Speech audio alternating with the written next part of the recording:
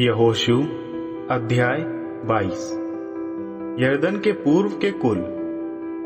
तब यहोशू ने रियूबेन और गाद के गोत्र तथा मनश्शे के आधे गोत्र को बुलवाया और उनसे कहा, यहोवा के सेवक मोशे ने जो आज्ञाएं तुम्हें दी थी, तुमने उन सब का पालन किया तथा मेरी भी सब बातों को माना है।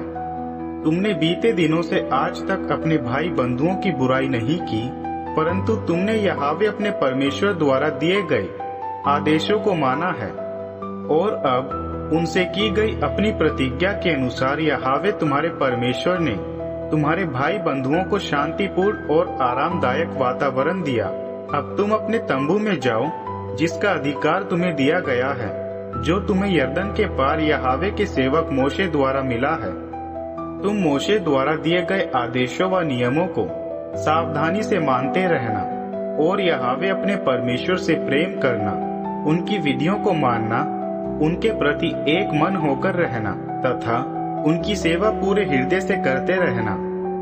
यह कहते हुए यहोशू ने उन्हें आशीष देकर विदा किया और वे सब अपने अपने तंबू में चले गए। मोशे ने मनश्शे के आधे गोत्र को बाशान में संपत्ति दी थी, किंतु अन्य आधे गोत्र को यहोशू ने यरदन के पश्चिम में उनके बंधुओं के साथ भूमि दी थी। यहोशू ने उन्हें उनके तंबू में जाने को कहा और यहोशू ने उन्हें आशीष देकर विदा किया। यहोशू ने कहा, अपने अपने तंबू में से संपत्ति एवं पशु, चांदी, सोना, कांसा, लोहा तथा वस्त्र को लेकर आओ और अपने भाई बंधुओं के साथ शत्रुओं से लूटी गई सामग्री बांट लो। तब रियूबेन, गाद तथा मनश्शे के आधे गोत्र अपने अपने घर को चले गए और कनान देश में शीलो पर जाकर इस्राएल वंश से अलग हो गए और गिलाद देश की ओर बढ़ गए, जहां उनकी संपत्ति थी, जिसे उन्होंने मोशे के द्वारा यहोवा से पाया था। जब वे यरदन पहुंचे जो कनान देश में है, रियूबेन, गाद तथा मनश्शे के आधे गोत्र के लोगों ने यरदन के तट पर एक वेदी बनाई जो बहुत बड़ी थी। जब इस्राएलियों को यह पता चला तो वे कहने लगे, देखो, रियूबेन, गाद तथा मनश्शे के आधे गोत्र ने कनान देश के द्वार पर एक वेदी बनाई है, जो यरदन में उस ओर है, जो इस्राएल के वंश की संपत्ति है। जब इस्राएल वंश ने यह सुना, तब पूरा इस्राएल शीलो में उनसे युद्ध करने के इच्छा से जमा हुआ।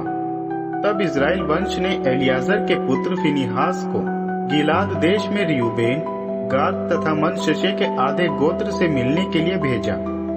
उसके साथ उन्होंने 10 प्रधान भी भेजे, जो इस्राएल के हर गोत्र के परिवार की ओर से एक एक था। उनमें से हर एक इस्राएल के पूर्वजों के घरानों का प्रधान था। इन सब ने गिलाद में रियूबेन, गाद गोत्र तथा मनश्शे के आधे गोत्र से मिलकर उनसे कहा, यहोवा की पूरी प्रजा की ओर से यह संदेश है, इस्राएल के परमेश्वर के प्रति तुमने गलत काम क्यों किया? तुमने उनके वचन पर चलना छोड़ दिया और तुमने अपने लिए एक वेदी बनाई है। तुमने यहोवा के विरुद्ध पाप किया है। क्या पेयोर का अपराध कम था, जिससे हम अब तक बाहर ना आ सके, जिसके कारण यहोवा के लोगों में महामारी फैल गई थी? क्या तुम्हें भी यहोवा के पीछे चलना छोड़ना पड़ रहा है? यदि आज तुम लोग यहोवा के विरुद्ध विद्रोह करोगे तो वह इस्राएल की सारी प्रजा से रूठ जाएंगे। फिर भी यदि तुम्हारा यह देश अशुद्ध है, तो इस देश से चले जाओ जो यहोवा के अधीन है, जहाँ यहोवा की उपस्थिति है, और हमारे मध्य आकर बस जाओ। बस यहोवा हमारे परमेश्वर की वेदी के बदले अपने लिए वेदी बनाकर यहोवा तथा हमारे विरुद्ध विद्रोह मत करो। क्या तुम्हें याद नहीं कि जेरा के पुत्र आखान ने भेंट की हुई वस्तुओं के संबंध में छल किया और पूरे इस्राएल पर दंड आया? उसकी गलती के कारण केवल उसकी ही मृत्यु नहीं हुई। यह सुन रियूबेन तथा गाद गोत्र और मनश्शे के आधे गोत्र ने इस्राएल के परिवारों के प्रधानों को उत्तर दिया, सर्वशक्तिमान है परमेश्वर यहोवा, सर्वशक्तिमान परमेश्वर है यहोवा, वह सर्वज्ञानी है। और इस्राएल को भी यह मालूम हो जाए कि यदि यह विद्रोह के उद्देश्य से किया गया है और यदि यह यहोवा के प्रति धोखा है, तो आज आप हमें ना छोड़े। यदि हमने इस वेदी को यहोवा से अलग होने के लिए किया है, या इसलिए कि इस पर होम बलि अनबलि अथवा मेल बलि चढ़ाए तो स्वयं ही यहोवा हमसे इसका हिसाब ले। यह करने के पीछे हमारी यह इच्छा थी, भविष्य में कहीं वह समय ना आ जाए जब आपके बच्चे हमारे बच्चों से कहें, इज़राइल के परमेश्वर यहोवा से तुम्हारा क्या लेना देना है, क्योंकि यहोवा ने तुम्हारे तथा हमारे बीच में यरदन को एक सीमा बना दिया है। तुम जो रूबेन तथा गाद वंश के हो, यहोवा में तुम्हारा कोई भाग नहीं है।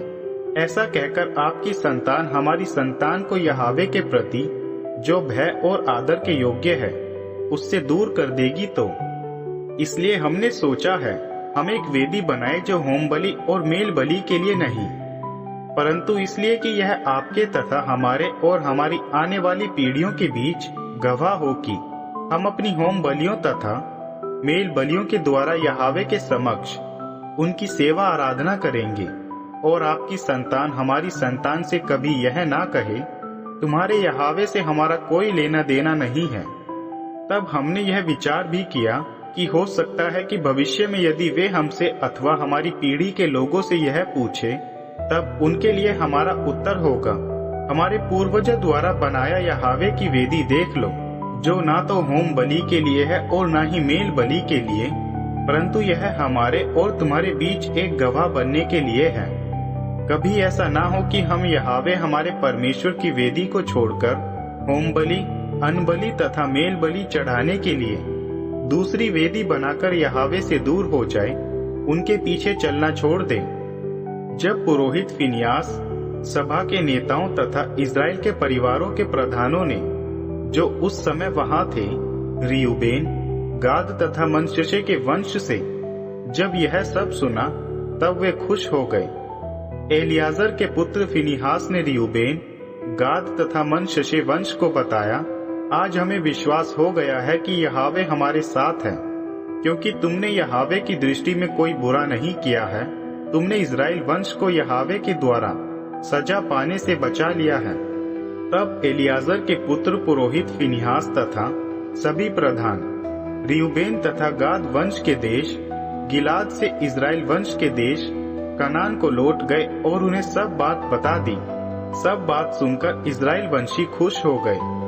उन्होंने परमेश्वर की महिमा की और उन्होंने उस देश को, जिसमें रूबेन तथा गाद वंश के लोग रह रहे थे, नष्ट करने के उद्देश्य से उनसे युद्ध करने का विचार छोड़ दिया।